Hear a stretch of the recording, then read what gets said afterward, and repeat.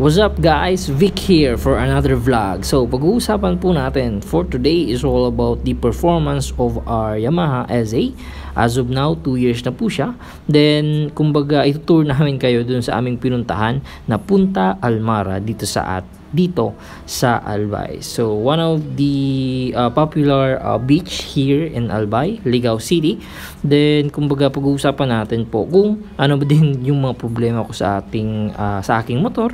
Then kumbaga yung mga benefits na rin if in case man po na bibili kayo nito. So again po, kung bago lang kayo dito sa aking channel, make sure na makapag-subscribe, then hit the like button.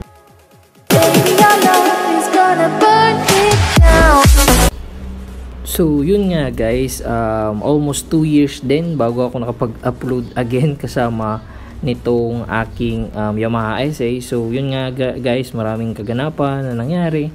Kumbaga akala nyo bagong-bago pa tong SA nito, pero kumbaga ay nakaranas na to ng maraming disgrasya. So 2 times na akong na-disgrasya. So ayun, kaya payo ko sa inyo guys, please make sure na maingat tayo sa bawat pagdadrive natin. Alerto, lalong-lalo na sa kalsada. If in case man na nagpapabilis tayo, ay make sure na focus pa rin. So 2 times nga ako na-disgrasya because of the aso. Yan nga, almost kumbaga ay nagpapatakbo ako ng mga 80 kilometer per hour. So yun, tinamaan ko yung aso because bigla na lang siyang tumawid. So may tama. So ito yung tama ng aking motor. Yan, nakikita nyo yan. So then itong lever, clutch lever, tapos brake lever na putol yan. So thank God kasi hindi ako napuruhan.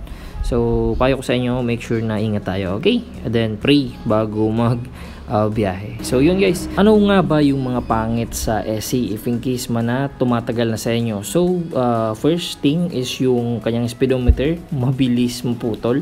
So almost I think 6 months pa lang nun or 8 ganyan, naputol na yung aking speedometer cable. So kumbaga hindi na gumagana. So yun, pinalitan ko siya. Then yun yung one of the major na madali talagang masira. So yung cause niya if in case man pinapatras yung motor. So yun, yun nga yung sinasabi nung mekaniko sa akin dati. Then the other one is the battery. So yung battery ng aking motor is umabot lang siya ng almost 1.5 year. Yun, nagpalit na rin ako ng battery because parang hindi naman siya yung original talaga na battery because yun nga, yung motor natin is ginawa siya sa India. Mahalata nyo naman because of the tires. So made in India na rin. Then yung mga pormahan niya, so para siyang yung isa na Bajaj. So yun, made in India rin yon. So yun, so pinalitan ko siya ng bago na bumili lang ako sa mga online. So yun, okay na. Then yung sa gas consumption, so yun, pag-usapan naman natin is yung gas is medyo parang matakaw na siya sa gas. So yun, yung advice nga yung nung tropa ko na meron ring SA ay kumbaga palitan ko raw ng carb. So 28mm carb na flat carb. So yun, so again stock carb pa rin ako kasi hindi naman siya nag-overflow. So yung problema lang talaga is medyo matakaw na konti naman. So kaya pa naman ng budget.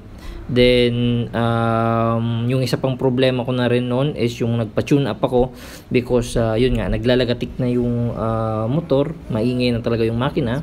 So pina-tune up ko, so all good na yung motor. So kumbaga balik sa dating ganda, then performance niya. So yun, so sa chain naman, kumbaga yung sa cadena or dun sa ating mga sprocket ay hindi pa naman ako nagpapalit, all stock.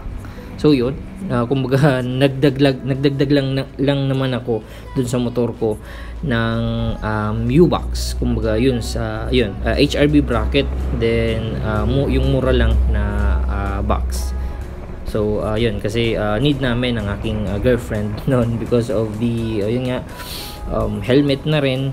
Wala tayong U-box para lalagyan hong mga helmet din gamit namin. So katulad nito na mag-outing kami, so almost yung lahat ng gamit namin is nandun na rin sa loob. Then meron naman kaming backpack.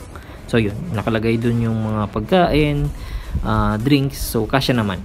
dun sa box. So yun yung kagandahan nang meron tayong mga box sa likod ng ating motor. Sa mga parts guys ng motor natin, so make sure na pumunta kayo dun mismo sa Yamaha o yung sa binilihan nyo mismo, kasi nandun yung mga pyesa. Kasi para sa akin nahihirapan ako, lalong lalo na dun sa clutch lever. Yung mga sa kunyari mga shop lang na nagbebenta ng mga parts is kulang sila, kumbaga wala silang mga stocks for Yamaha SA, because yun nga, siguro hindi naman sa kanila popular yung Yamaha SA, then kumbaga limited stock rin yung Yamaha dito sa Bicol. So yan, make sure nasa mga Yamaha station tayo magpapaayos, then magbibili ng ating mga parts. So yun, so punta naman tayo dun sa kagandahan na rin ng SA. So sa pagsasama namin ng 2 years, so yun lang talaga yung mga problema ko, yung mga sinabi ko sa inyo. So kumbaga wala naman talagang problema sa SA. Long ride, all good. Performance, uphill, downhill man yan, ay solid, as long as sa downhill malakas yung preno nyo. Kumbaga check nyo lagi yung sa rear and front brake nyo. So make sure na makapal pa yung mga shoe brake. Then yun, so yun, kindly check always, okay, pag nagra-rides tayo. So yun, check nyo na rin always yung inyong tires kung kumbaga manipis na, make sure na palitan na. If in case man kasi na nagra-rides tayo sa mga long ride natin ay baka maputukan tayo, then make sure na may reserva tayo na mga tools dun sa ating U-box man, para if in case na may masiraan ay may kumbaga basic tools tayo na magagamit. So yun yung tatandaan nyo pag nagra-rides tayo. So yun, so kung sino mang yung gusto na pumunta dito sa Punta Almara, so ito yung location nya, yan, ilalagay ko dyan, then sa description na rin. So makikita nyo yung Google Map mismo. So shout out sa mga taga Bicol kung gusto nyo pumunta. So medyo mahirapan yung mga taga Manila because of the lockdown ngayon sa Luzon. So yun, then ito yung aming rides, so enjoy. So almost 1 hour yung binyahe namin mula sa Ligao to Mount Noon o Punta Almara. So ganoon kalayo. So yan, sa mga magbabalak na mag-outing, so maganda dito sa place na to kasi white sand siya. So pwede kayo mag-overnight kahit mag-tent kayo.